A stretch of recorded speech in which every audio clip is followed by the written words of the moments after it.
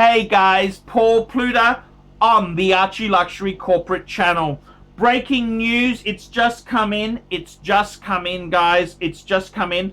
I've just got confirmation of a Rolex price rise.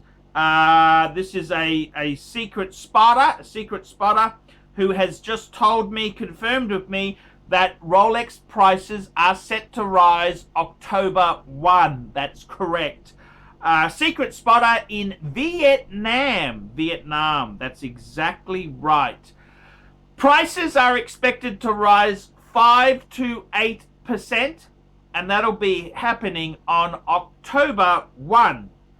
Now, I have done a little bit of digging myself. I've actually contacted a few Rolex retailers in Australia, and it was I was told no, they're not aware of any increases at the moment. So I've got to be honest with you there. At this stage here, it looks like it's going to be happening in around the world. We're seeing a 5 to 8% rise in prices. It'll be interesting to see whether they actually start supplying more pieces, because I got to be honest with you, Rolex retail prices are irrelevant on the sports range. It's irrelevant because you can't get them. The only way you can get Rolex sports watches is by paying a premium on the secondary market. So I've got to be honest with you there. A 5 to 8% Rolex price range, all I'm hoping is that supply will start to trickle through. A lot of dealers are doing it very, very, very, very tough.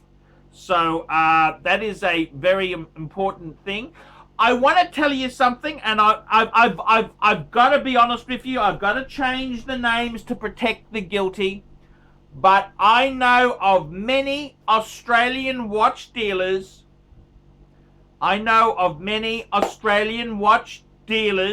Who you've got to give them a couple $1,000 kickback to get the rare pieces.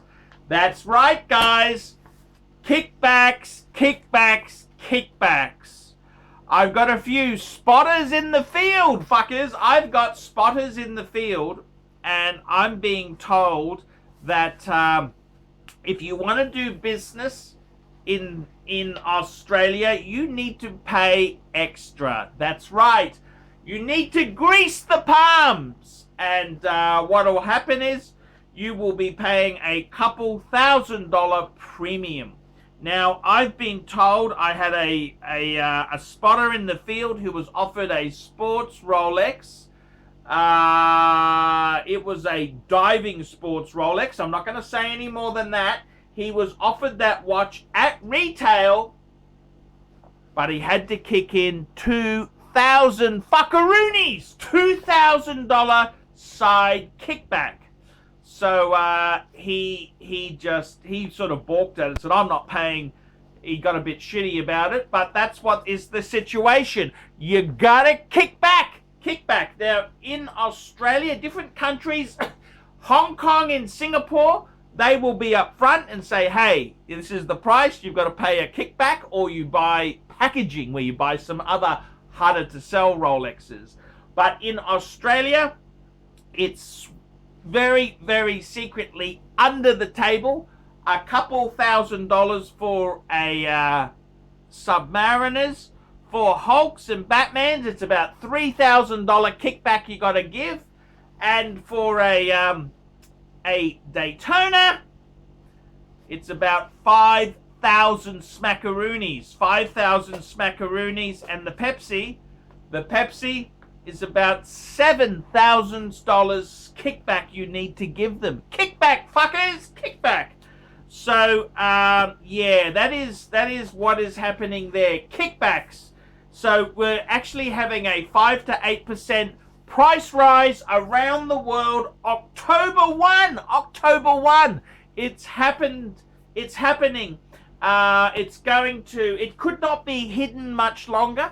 But the Rolex retail prices on sports models is largely irrelevant. The honest truth is, many dealers, you've got to pay kickbacks. Now, they'll only offer a kickback, they'll only tell you about the kickback if you're a good customer, because they're scared of getting busted by Rolex, because in Australia they could get into big trouble for asking for kickbacks to be able to get stock. So it is highly secretive. Hong Kong, Singapore, they're more upfront about it because the laws, the consumer laws are different. But in countries like Australia, nanny states like Australia, it's very, very, very, very, very, very nasty. Very, very nasty. Kickbacks. They want kickbacks, fuckers. They want kickbacks. So you've heard it on the Archie Luxury channel. It must be true. October 1, Rolex prices to rise 5 to 8%. I'm Archie Luxury. This is the Paul... No, it's not. This is the Archie Luxury Corporate channel and the Paul Pluta channel. Tell me what you guys think of that, guys. Tell me.